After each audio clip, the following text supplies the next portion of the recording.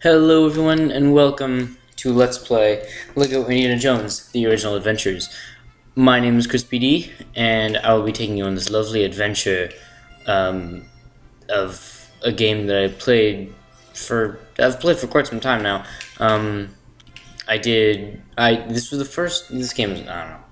I'd like to redo my statement back there. These videos will be going up alongside Sonic Colors. We're starting to do this with Miyamoto Worships, even though none of those videos of our second Let's Play are uploaded yet.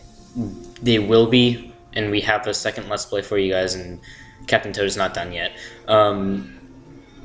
But before you click away this video thinking, oh, come on, Chris PD, you were doing Sonic earlier. Now you're doing LEGO Indiana Jones? That's like doing a great game and then doing a terrible game. Well, let me restate that real quick. LEGO games can still be fun. Yes, I mean, I will admit they are aimed more towards the ages of the younger audience. But, I mean, so is Pokemon, right? Yeah, I know, like, 30-year-olds who play Pokemon. That's not true. I don't actually know them. I just know them on YouTube. And also, they're not 30, they're 20. But shut up, Dylan. My point is that there are plenty of people who play games for younger kids. I mean, I'm 13, and I don't even think Nintendo or Game Freak is aiming at me for Pokemon games, yet I play them. So these games can really be for anyone. So don't just click away thinking, this is a lame game, only idiots play this. That's not true.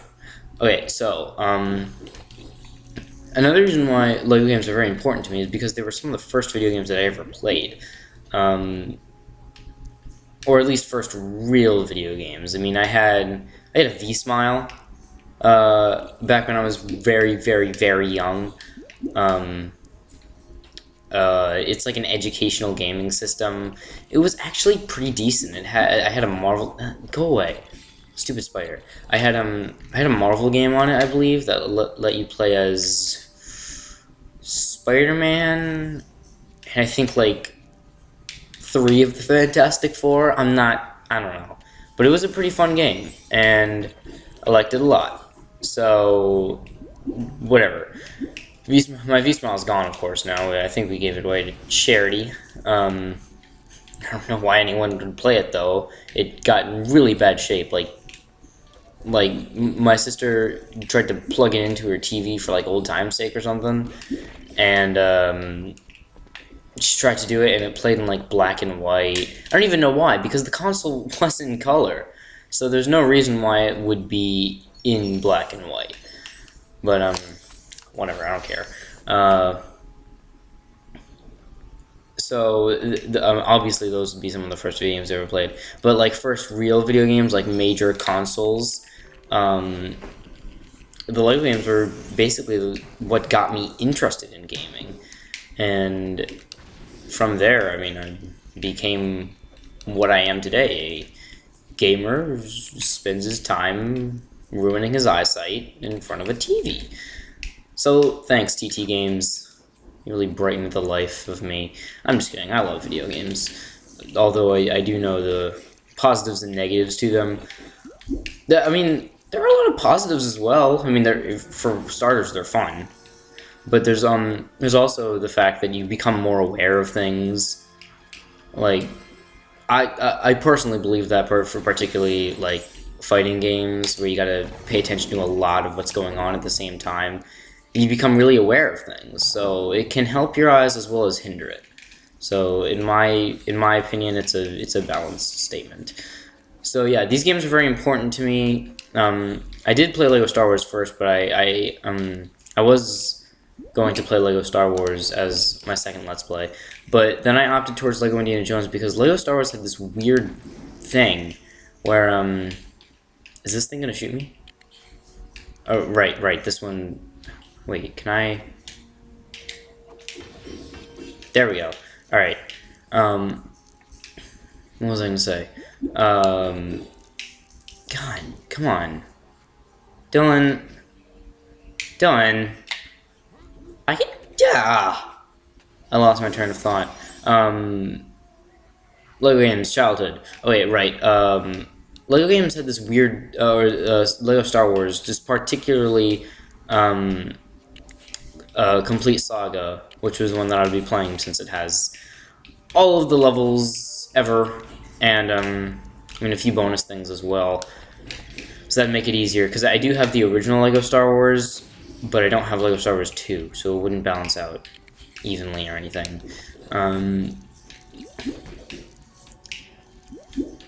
So, okay, alright. Okay, be dead. I can jump over this. Flubber Nuggets. What was I gonna... I got this. Hold on. I'm just gonna beat up plants while I do so. And my friend as well. I'm gonna beat up my friend. Alright.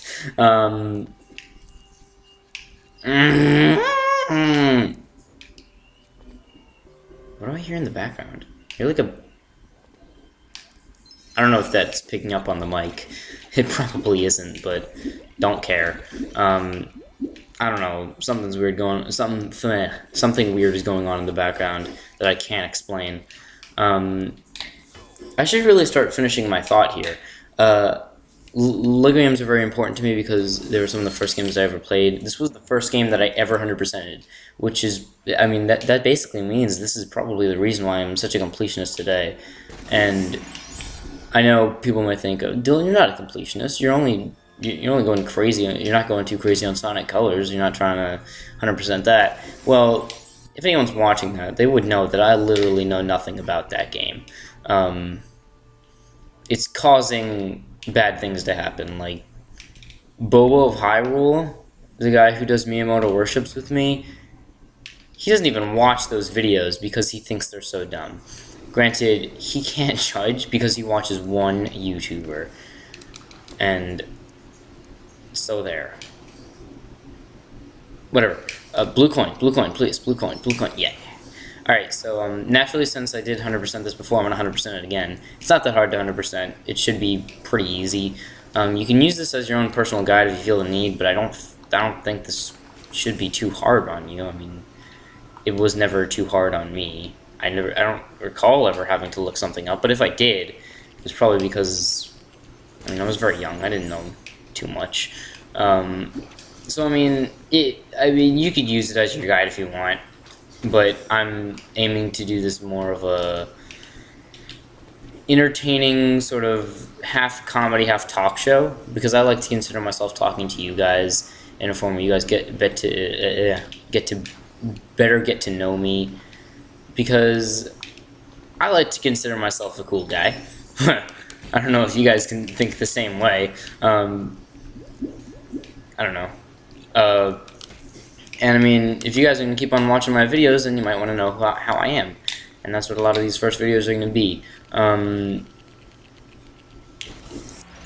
Yeah, so that's real nice. Alright, so you want to watch out here because there's some spiders coming up ahead.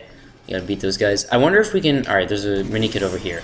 Right, I should probably explain some things. Bottom left corner, I got 3 out of 10 mini kits, is what they're considered, or treasure mini kit thingies. You have to find 10 of them in each to unlock a specific artifact for each level. And that's a fun way to be a completionist. And you can use your own coins to buy these artifacts and skip out on locating all of the different thingies. But, alright, I should probably explain what I was going to do first. But I don't like doing that because that's cheaty. Alright, other thing. I just got the true adventurer thing at the top. You can see it fluctuating. It looks like a flux capacitor. Back to the Future references. And once that reaches all the way, then that means you get a true adventurer. And I don't even think that amounts to anything except for just another way to complete each level. There are 3 things you have to collect in each level, one of which is the 10 mini kits, the other of which is the many different coin thingies to get the true adventurer, which is, once again, I repeat, the fluctuating thing at the top there. And the other is the extra, or as some people like to call it, the cheat in each level. Now, I won't be using any of these cheats or extras, depending on whatever you like to call them. I typically call them extras because that's what they're considered in the game. So you got extras right here. There are plenty of them to go around. 18 plus how many there are here. And then adaptive difficulty, I don't know what that means, but I guess I don't know, it's on. I've never seen a difference in it. Every time I play the game, I sometimes turn it on, sometimes I turn it off, and I never see a difference. I guess I can infer that it means that the game's difficulty adapts to your playstyle and how good or bad you are at the game. I don't know, whatever. So yeah, you want to look out for all those things in the game, and you also want to get the other incentive of getting the coins, or studs as they are called, the Lego studs, is you use these as currency to buy products in the hub world, and you can buy the extras that you unlock in all the levels, as well as separate characters, which I'll be getting all of the characters and extras in order to 100% the game.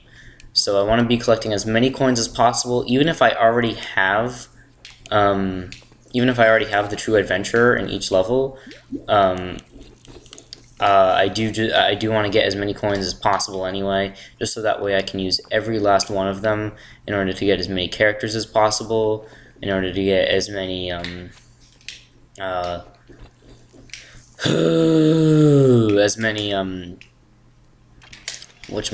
extras as possible as well. Even though I won't be using any of them, I still consider them to be a part of 100%ing the game, as that was the last thing I did when 100%ing this game the first time. The last thing I did was alright, bye. Thug life. Anyway, the last thing I did in the game was I got one of the extras, and that led it to being 100%.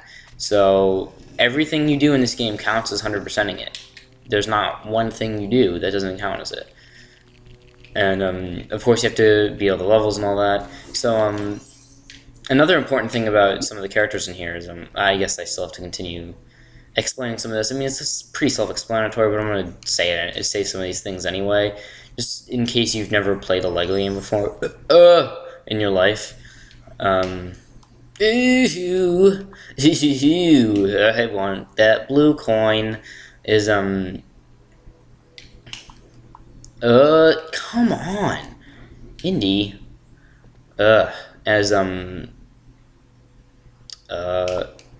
We will be going back into. Oh my God, am I gonna have to give up on this? And you're just gonna weigh me down. Some of the things that you have to do is you have to go back into some of these levels because there are certain mini kits and extras that you cannot get on your first time. Typically, you can get the true adventurer on your first time because all it requires of you is to just get as many coins as possible within the level, and that's it. But there are some mini kits you need other characters for, because each character has their own set of abilities. Some characters are more similar than others. There are plenty of different forms of the Nazis in this game. As if any of you have ever seen the Indiana Jones series, which I presume some of the people watching me probably have. In fact, most of the people watching this video have probably seen the Indiana Jones series, as that's what this game is based on. And in the first movie and the third movie, they both consist of Nazis attacking a certain area, and you have to defend against that certain area. And there are many forms of the Nazis, which all have basically the same capabilities, which means they can go into Nazi-only areas and whatnot, and all that kind of stuff. Even though the game doesn't call them Nazis, so I should probably stop calling it that, because it is a little inappropriate for some of my videos, so I don't want to get too dark. But, I mean, it is a thing that happened, and it's a thing that happened in these movies, but whatever. So a lot of those characters have this similar abilities,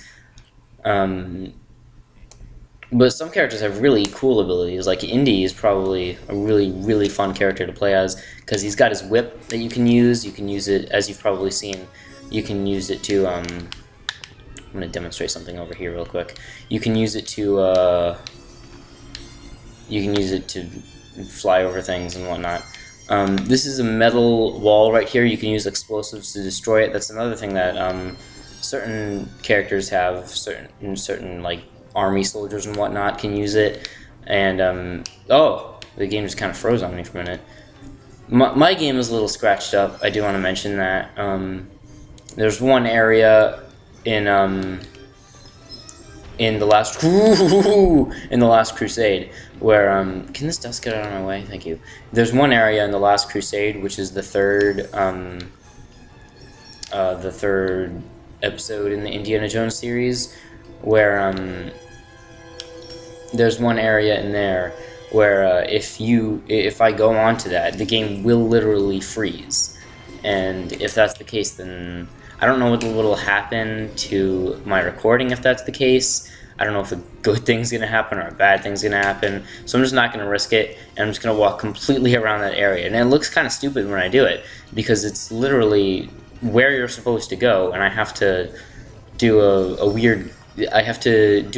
glitch to... I don't know, it's hard to explain. I have to do another glitch to break a game-breaking glitch from happening, or stop that from happening, and it's weird, but whatever. So that's that, and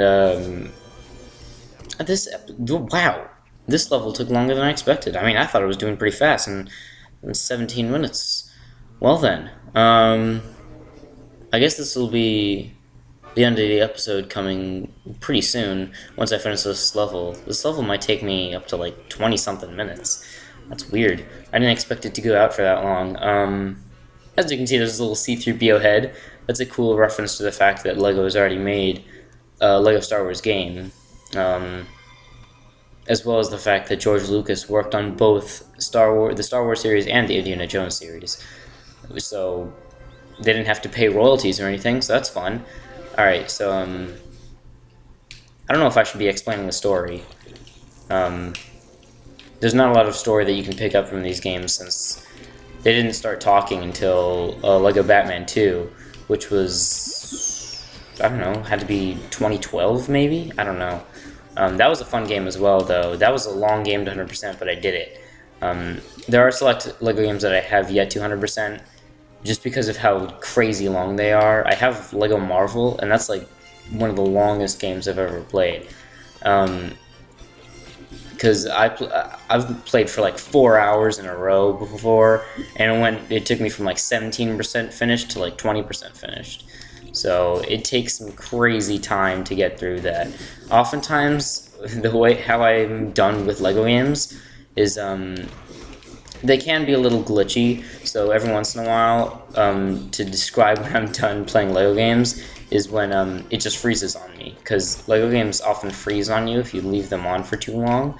That might just be a Nintendo thing, where the Wii often did that. The Wii U does that sometimes, but I've seen it happen more often with third-party titles than first-party titles. In fact, I don't think I've ever seen it happen before in a first-party title, where it just freezes on you, and you have to unplug the console and then restart the whole thing. Well, not restart it from the beginning, but I just mean like restart it from your last save point, and that's typically where I decide, alright, I'm done for today. So I don't know how that's going to happen with this Let's Play, because I don't know if that's going to break the game, or maybe the camera will still go and it'll just continue on while the game is frozen. And if that's the case, then that would be very, very, very good, because I don't want any of my footage to be corrupted.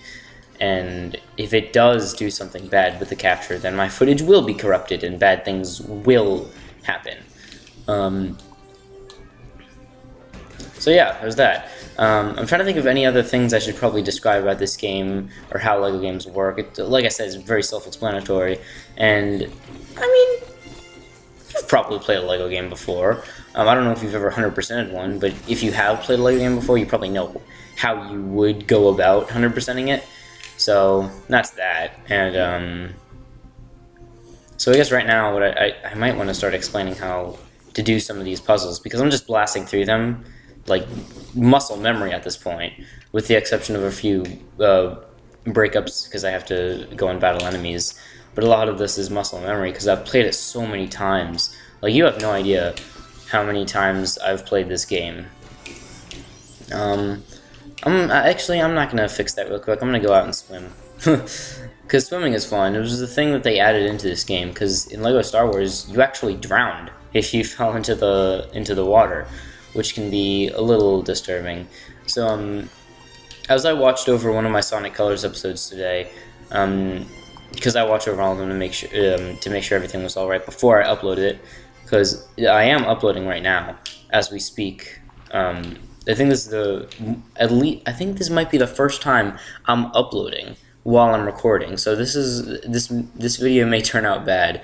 If it does, then it's just not going to go upload, and I'm just going to restart the whole game.